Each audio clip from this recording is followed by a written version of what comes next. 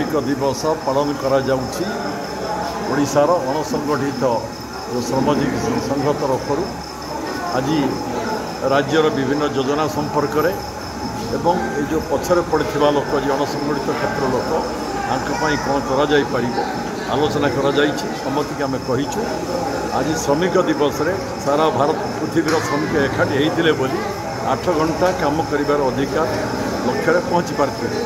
गरीब लोक एकाठी हुओ, पछुआ लोक एकाठी हुओ, एकाठी हूँ सारा विश्व में श्रमिक मानकर एक विजय स्मृति व्यवस्था को जागृत करने आज पालन कर अंतर्जातिक श्रमिक दिवस। से परिप्रेक्षी में ओडिशा रे समाजसेवक एक अणुसंगठित श्रमिक संगठन सारा ओडिशार श्रमिक मानकर प्रतिनिधि मान एकाठी कर चंडीपुर हूँ एक शुभंकर कथा।